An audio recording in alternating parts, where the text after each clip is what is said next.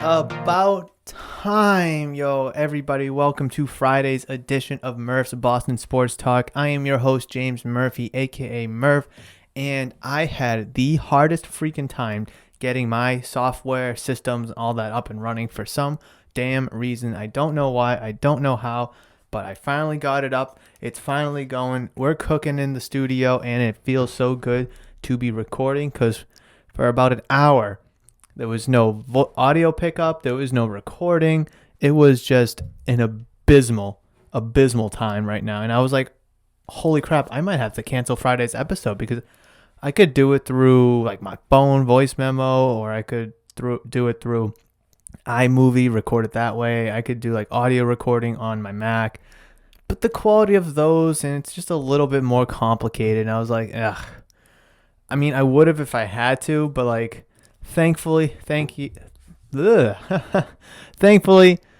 we don't have to worry about that because we are up and running, and I want to dive into a massive quick hit. So Adam Schefter, the world-renowned Adam Schefter, who reports anything and everything related to football, had a tweet. It actually had two variations. The first variation got deleted. However, there is a second variation very similar, and it states, Seahawks quarterback Russell Wilson has not demanded a trade, his agent Mark Rogers told ESPN. Wilson has told the Seahawks he wants to play in Seattle, but if a trade were considered, the only teams he would go to are, this is going to be good, you ready? The Dallas Cowboys, yeehaw! The New Orleans Saints, obviously bearing if Drew Brees retires. The Las Vegas Raiders. Not Oakland Raiders no more, which I actually wrote my notes by accident. It was Oakland, but no, Las Vegas Raiders. And you want to know who the fourth team is? Because there's only four. The Chicago Bears. Again, you're not on the list for an elite quarterback because you suck. The New England Patriots, their roster blows, and people went to New England for Tom Brady. Obviously, you wouldn't have Russell Wilson if you had Tom Brady on your team. The point stays the same. People don't go to New England to play for Bill Belichick.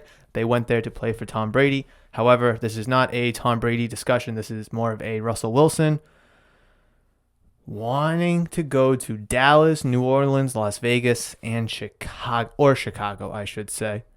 Well.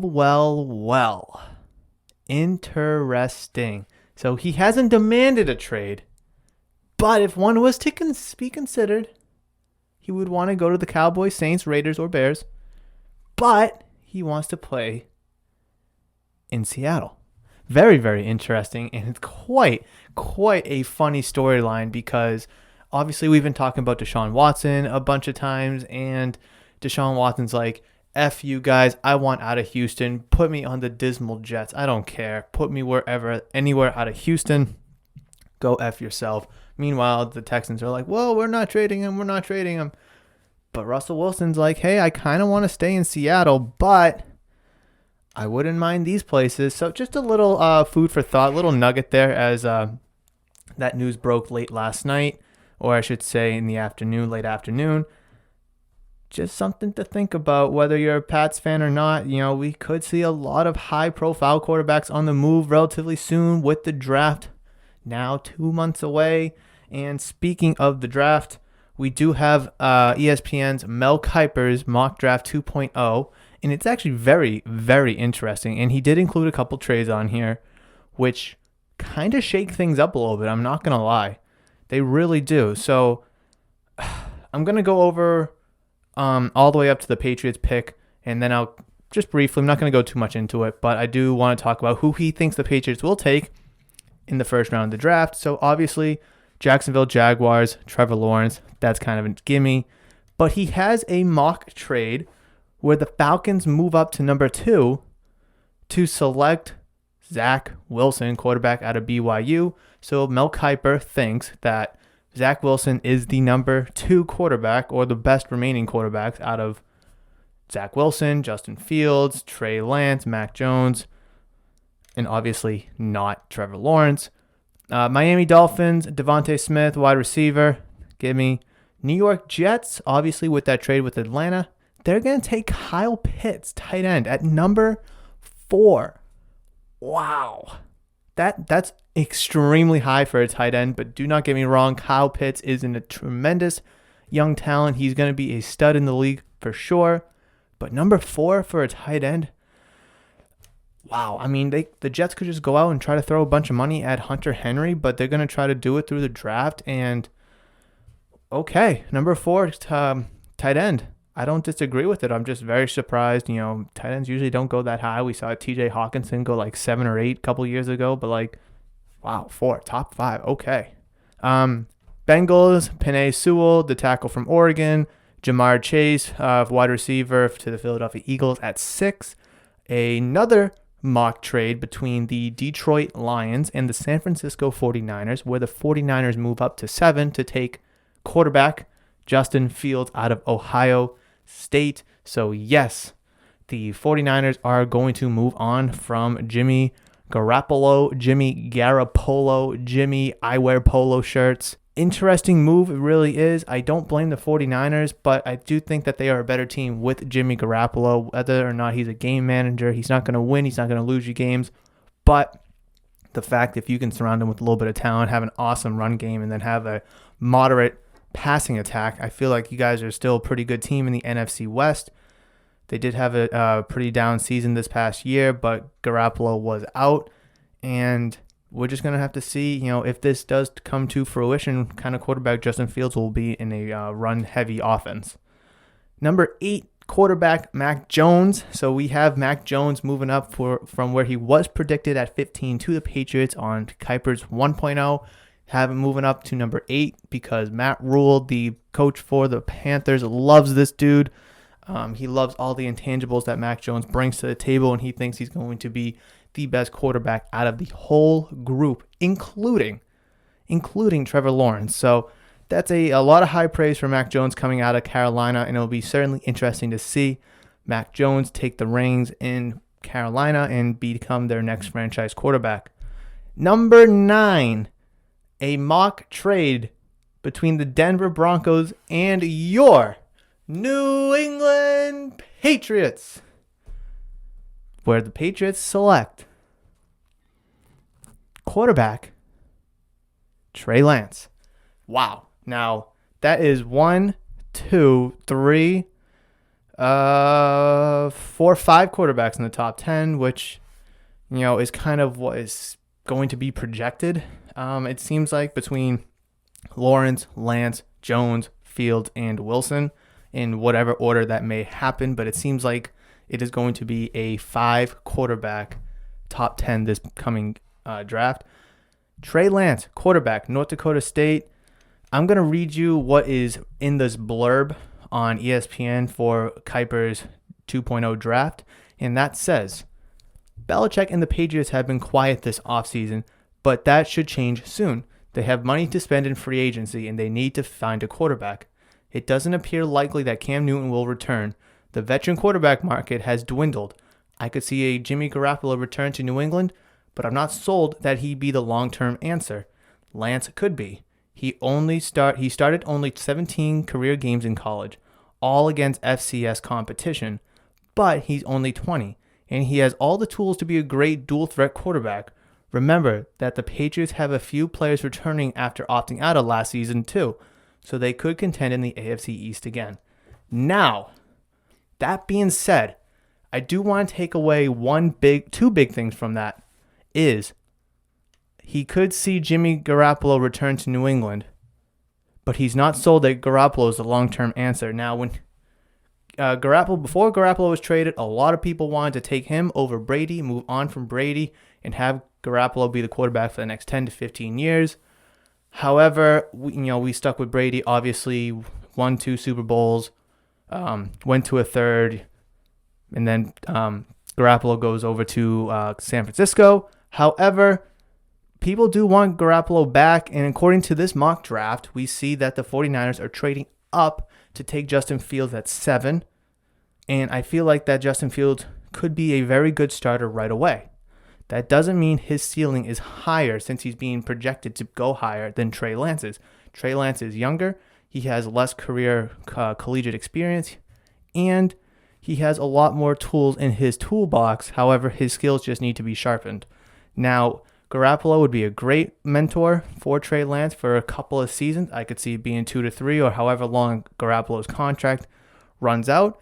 If it is a trade, if the 49ers straight up release him, then we could see the Patriots try to slide in for like a 2 to 3 year deal with a bunch of money guaranteed. I feel like that's the only way that you'd be able to bring him in if you decide to go that route. However, I feel like that the Patriots would try to just go through the trading route. Therefore, they can save a little bit more money. They can draft their quarterback, obviously without using that 15th overall pick, which is being mocked in a trade to number 9 with the Denver Broncos. But I do have a couple nuggets that I want to kind of talk about on Trey Lance, because Trey Lance is a very interesting quarterback. He is the one that I least know about because obviously he didn't play this past year except one game. And in that one game, he went 15 for 30, so 15 completions for 30 on 30 attempts. That's a 50% completion percentage. Not good at all. 149 yards, 2 touchdowns, and 1 interception. Honestly, those numbers kind of suck. I'm just going to be honest. They kind of suck. If we look at his season in 2019, the last full regular season that he played at North Dakota State, he had a 67% completion percentage, which is pretty good. He had almost 2,800 passing yards. Again, pretty good. 28 touchdowns and 0 interceptions. That's really good. That's really freaking good. He does have a lot of the skills. We've seen it. We can see it through the passing. We can see it through the rushing, where he had 82 rushing yards on 8 attempts in 2018, his first season. He had 143 rushing yards on 15 attempts in 2020, which was the one game he just played this past year. But in 2019, he had 1,100 yards on 169 attempts in 2019, like I said, which was his big show out, his big blow up year.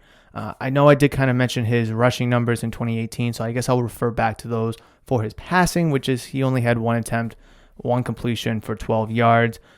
Like I said, he's least of the quarterback bunch that I know of, so I don't really know what was going on there. Was he a running back at first? Was he just in some garbage time? Who freaking knows? But I'm loving what I'm seeing from his 2019 campaign, which is his only full regular season collegiate campaign. He does have a nice rushing stat line in 2020. However, the passing stat line in 2020 could have been better, but you know what? I've seen a lot worse, and I don't mind what I see there.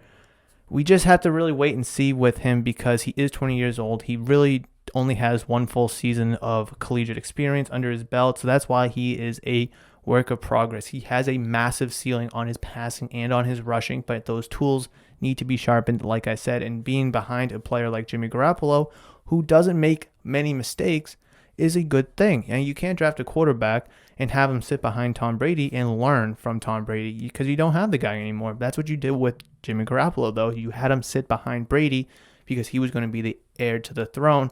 You see Jordan Love with the Packers sitting behind Aaron Rodgers. Jameis Winston was behind Drew Brees. So you see even Patrick Mahomes was behind Alex Smith for a season. I think that turned out very well. And Alex Smith is no big Hall of Fame kind of quarterback. So I can see Jimmy Garoppolo serving the same role that Alex Smith did to Patrick Mahomes, where Trey Lance would be your Patrick Mahomes in your case. Now, I do want to point out one more thing about Trey Lance playing at North Dakota State, and it's not a Power 5. North Dakota State is not in a Power 5 conference, meaning your Power 5 conferences are SEC, ACC, Big 10, Pac-12, and the Big 12. In any collegiate sport, that is where you're going to find your top-of-the-line, high-profile prospect talent. That's where you're going to find all of your big studs. You can go back to any player in just about any sport, football, basketball, baseball, where all those good players come from Power 5 schools. Hockey is a little different because you get a lot more international players from Canada or over in Europe, and oftentimes a lot of your collegiate players in hockey are from colder states. Minnesota, I know BU has a great hockey program, and so forth. I'm not too keen on collegiate hockey, but you can find players on non-Power 5 teams, or schools I should say, in hockey, but in baseball, basketball, and in football, you're going to get your top of the line prospects from Power 5 schools. Like I said, the SEC, ACC, Big 10, Big 12, and the Pac 12. And Missouri Valley Football Conference is not one of them, and that is where North Dakota State falls. Now, I have no idea who's in the Missouri Valley Football Conference. I would guess Missouri State, right? I mean, just because it's in the damn name. But I'm going to read you a list of all the schools that are in the Missouri Valley Football Conference, and I'm going to bet none of you know any of these schools. You probably heard of them, but you had no idea that they were in this conference or how good or bad they are. So you have North Dakota State, North Dakota, South Dakota State, Illinois State, Missouri State, South Dakota State, Western Illinois, Southern Illinois, Northern Iowa, and Youngstown State. I don't know about you. I've heard some of them. Had no idea how good or bad they were, had no idea what conference they were in. And that just shows that, Trey Lance hasn't gone up against the type of competition that we'd like him to see, like a Justin Fields, a Mac Jones, or Trevor Lawrence has been in those Power 5 conferences. Now Carson Wentz, he also went to North Dakota State, going up against similar in competition. And I think he turned out pretty good. I think he's a really solid, good quarterback. He's obviously on the Colts. He got traded to the Colts just last week. Overall, I think he's a really good player. He has a lot of potential. He had a MVP caliber season before he got injured in 2017. I honestly think he probably would have won the MVP if he didn't get hurt over Tom Brady. But that's a story for another day. It's just something to worth thinking about. The type of player that you're getting, all these stats in 2019 that Trey Lance put up, the 28 touchdowns, the no interceptions, the 1,100 rushing yards, it all looks great on paper and it looks beautiful. But look at who he's going against. He's not going against a Nick Saban Alabama defense. He's not going against a Clemson defense or an LSU defense or an Ohio State defense for that matter. He's not going up against a Chase Young coming off the edge. So that's no disrespect to the talent in the Missouri Valley Football Conference, whatever the hell it's called.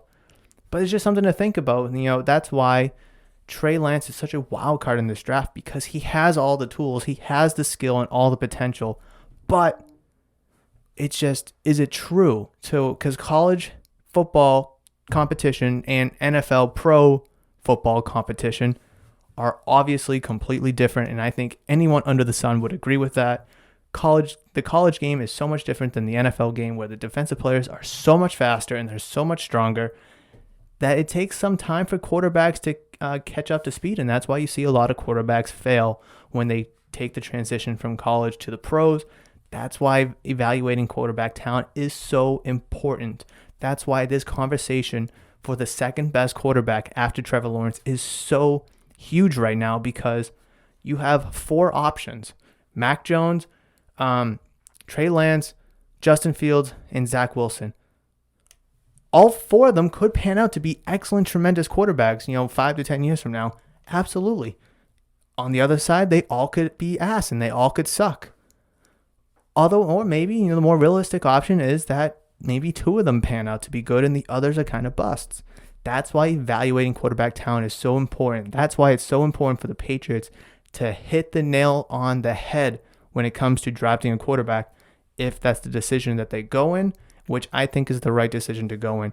And to see Trey Lance, to see the Patriots move up to select Trey Lance is definitely something worth noting, and definitely a conversation to have, because we really don't see Bill Belichick trading up to draft someone. We've seen him trade down a million times.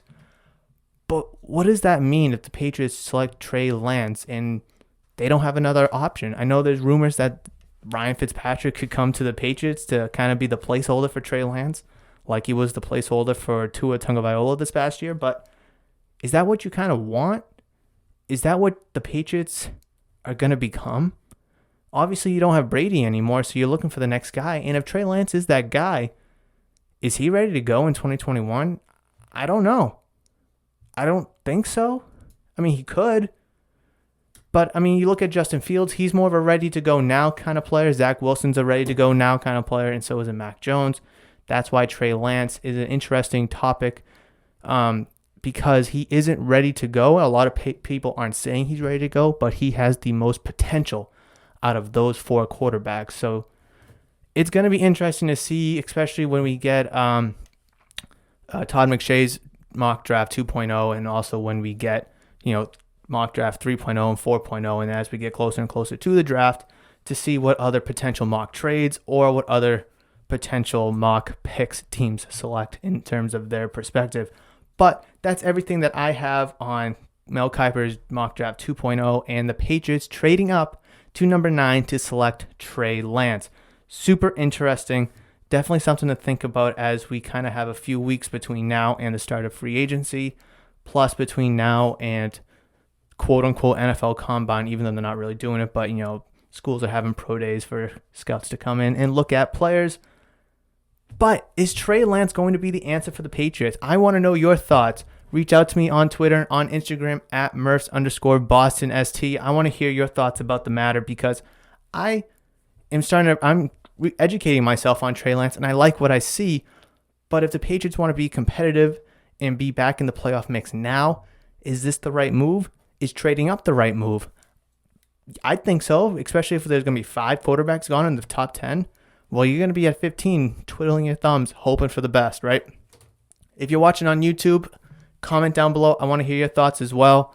This is such a huge topic of conversation because the quarterback, like I said 1,000,001 times, is the most important position on the football field and is the most important position in all of sports.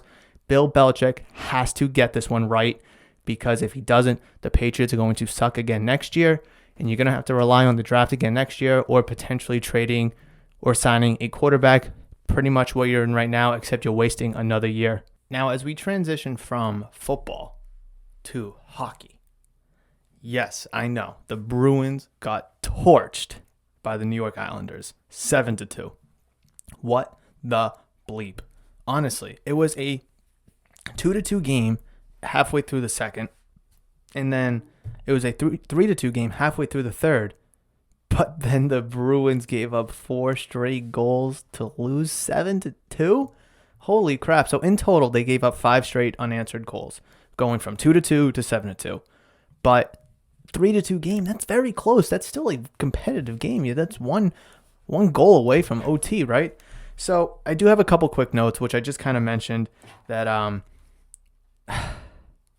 I do like what I see from the team. And, every team is going to have a stinker of a night. Every team is going to go through a gull or kind of a down period. And you look at all the sports, football, basketball, baseball, and hockey. The best of the best are not prone to this. And the Bruins, not saying that they're in a gull right now like the freaking Celtics are, but let's not talk about them right now. I mean, this game is, kind of a little eye-popping because it was a close game that really got away late. And hopefully, this is just kind of an anomaly for them this year because overall they have been really, really good this year. And I've been loving what I'm seeing from them, both offensively and defensively. I really think that defensive core that the Bruins wanted to kind of switch and change to be more of a younger core, obviously with Zdeno Chara not on the team anymore, kind of proves that. And I really think that they're performing very, very well. I don't think that this is a game that the defense lost because they're too young. I just think this is a game that 1 goal scored, 2 goals scored, and then, the Islanders get a lot of momentum. They get a lot of swagger, and then they score, they're scoring 5 unanswered goals right in your face. Nothing you can do about it. You just got to have to swallow this one, turn the other way, and just get the next game. Now, if this game is the starting point to something bigger than just one game where they kind of lose 3 in a row, 4 in a row, that's a conversation for a different day. We can come back and look at this game and say, okay, this play right here, kind of started the whole unwinding of the 4 unanswered goals in the third. But, hopefully we don't have to have that conversation because, yes, one bad game could turn into 2, 3, 4. But I think this team is too headstrong and too focused on something bigger than just losing one game 7-2. They're still, if not the best team in the NHL or at least the Eastern Conference. And I really think that this is just a one of, like I said, if this happens again or if they go on a big losing streak, then we can look back at this game and try to find the nitty gritty on where things kind of unfolded. But I don't think that's the case here. So even though they lost 7-2 and they got their doors blown open on essentially the second half of the game, the midpoint through the second period, I'm not going to say that, abandon the ship like I have with the Celtics, because the Boston Celtics are on a completely different freaking planet right now. They've lost 3 straight. They've won 3 out of their last 10 games, going 3-7, doing the math. They are the 9th seed. I got to step away from the mic so I don't blow your ears out. They are the 9th seed in the Eastern Conference. They are 6.5 games back of first place. Meanwhile, the Toronto Raptors, the New York Knicks, the Chicago Bulls, and the Charlotte Hornets are all in front of you. The Miami Heat are tied with you. You just have the tiebreaker. Otherwise, you'd be in 10th place. You suck. Okay, I'm sorry. I had to pull the mic away. Otherwise, you were going to hate me forever, and I was going to blow your eardrums out. But hopefully, that wasn't too bad. They lost to the Hawks on Wednesday, and I just had the score. It was like let me just pull it up real quick. It was 127 to 112 on Wednesday. Yes. I don't know where you want me to start with this one. I really don't. I mean, Tatum had 13. Thompson had a double-double, going 13 with points and rebounds. Brown, 17. Jeff Teague with 14 in 29 minutes against his former team. Whoop-de-doo. Aaron Nesmith got 13 points in 14 minutes. I mean, I'll take that.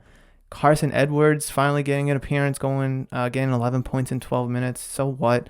Tremont Waters, 11 points in 8 minutes. So what? I mean, and then Daniel Tice, no points in 11 minutes, which is also something noteworthy. Like, so what? No 20-point scorer. Yes, I know Kemba Walker wasn't playing, but we're really going to rely on Kemba Walker and blame Kemba Walker not playing for you getting torched by 15 against the Hawks? I mean, come on. And yes, a 34-point fourth quarter looks nice, and beating the Hawks in the fourth quarter by 6 points looks nice. But let's just say you went even there. You lost to them by freaking 21 if you split the fourth quarter evenly.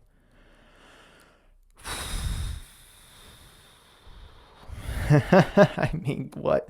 You were down at halftime 72-49 to the Atlanta Hawks.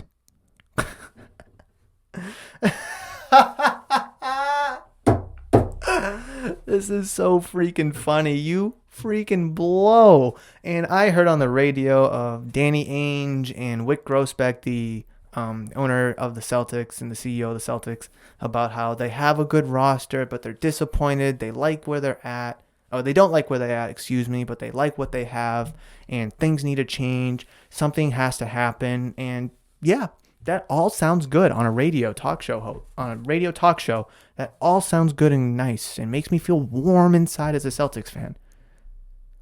But you freaking still suck, and you've been saying this for a couple weeks now. When you were in 4th place and then you dropped to 5th place, you knew something was up because you were 14-14. I think you were still the 4th seed at the time. But now you've dropped all the way down to this 9th seed. If it wasn't for a tiebreaker, you'd be in the 10th spot behind the Heat, Hornets, Bulls, Knicks, Raptors, and Pacers. Meanwhile, the Heat are on a 4-game winning streak up to 15-17 now. The defending Eastern Conference champions are making a push to get themselves back into the playoff hunt. Meanwhile, you're falling off the face of the freaking earth. Like I said, okay, the Pacers have 15 wins and they're the 4th seed. You have 15 wins and you're the 9th seed.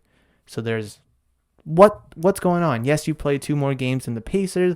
You're only 1 game behind the Pacers for the 4th seed. Yes, it doesn't all look too bad on the paper. It doesn't. But you have to read between the lines. You're losing against teams that you should not lose against, such as the Atlanta Hawks. The Dallas Mavericks game, you could kind of argue, maybe not. You looked good. You looked really good. You got down late. You came back. Overtime, Luka hit some insane shots to beat you. Devastating loss. You can't really hold that against them. The Pelicans, you lose a 24-point lead. I'm throwing that in your face. You win against the Hawks on Friday a week ago. You lose to the Hawks a week and a half ago. You lose to the Wizards. You lose to the Pistons. You lose to, which is kind of expected, losing to the Jazz. You lose to the Suns. You lose to the Kings. I mean, the Lakers, you lost by 1 at home on January 30th. What can you do about that? You're losing to the Spurs. So, I mean, there are some good games to point at saying, like, okay, we won those games. Games we should have. The Cavs, the game against the Bulls, the game against the Warriors, which was a good game, the game against the Clippers in LA, Raptors, Nuggets was even a nice game that you won. But it's the games you're losing is what's pissing me and every other Celtics fan off. And there's in upper management, the Wick Grossbeck, Danny Ainge saying that we have some nice pieces, but we need to make some changes.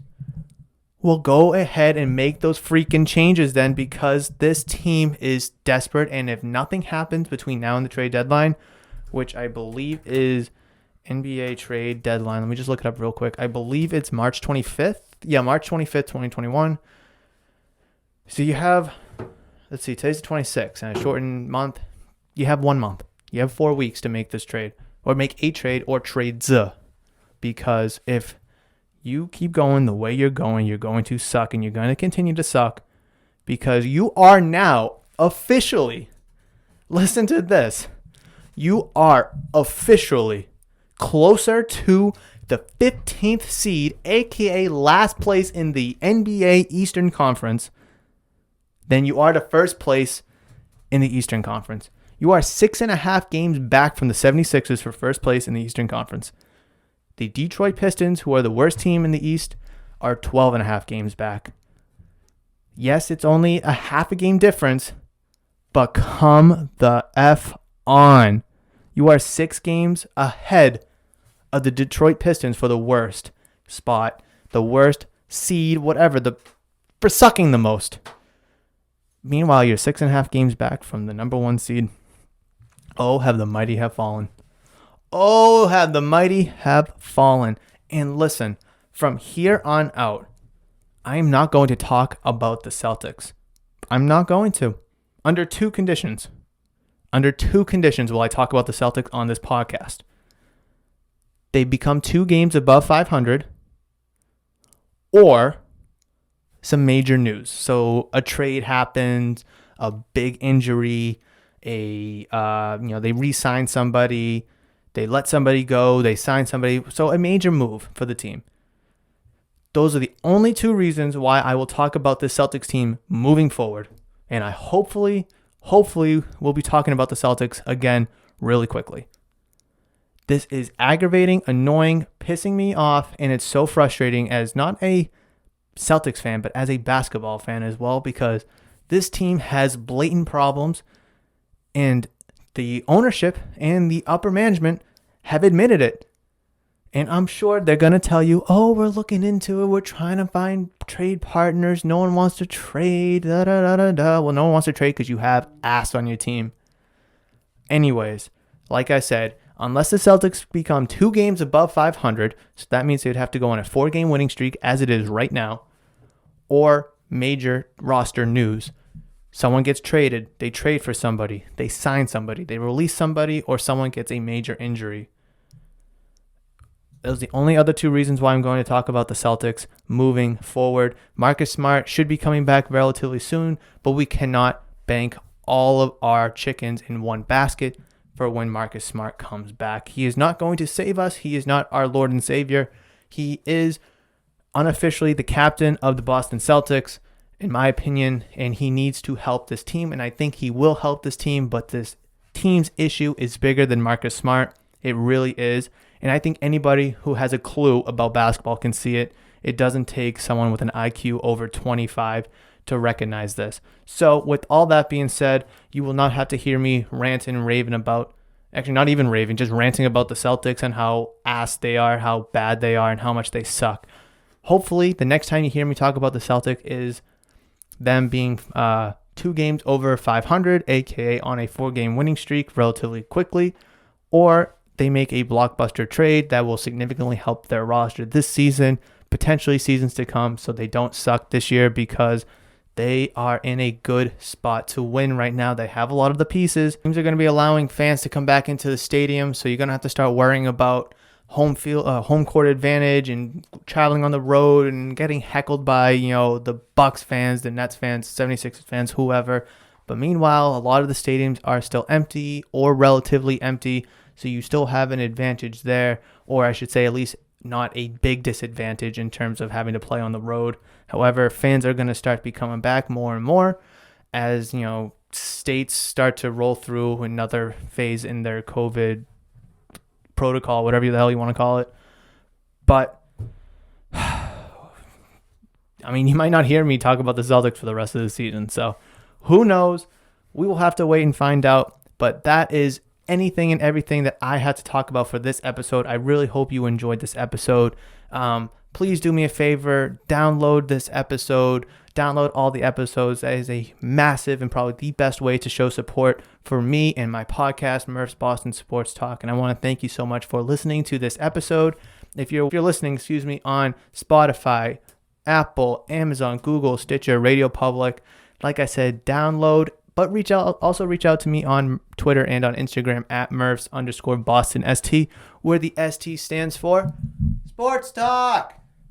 But if you're watching on YouTube because you're more of a visual and you don't like the whole audio thing, that's okay. That's why I'm on YouTube as well. But if you're there and if you haven't already but enjoying this video, definitely consider throwing a like rating on it. That would be greatly appreciated to show support for the channel. If you're new to the channel and you haven't already, definitely consider subscribing. That'd be awesome if you could join me and my channel through this amazing venture that we call Boston Sports.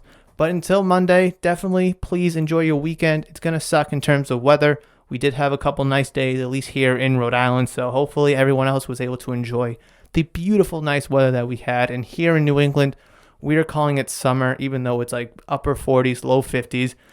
When it's in February, it's summertime. You can feel the warm weather coming. And the warm weather is looming. Spring is on the horizon. Baseball season is here as the Red Sox start spring training games on Sunday. So hopefully come Monday, we will have a little bit of Boston chatter to talk about. But like I said, enjoy your weekend. Be safe out there. And until Monday, I will see you later.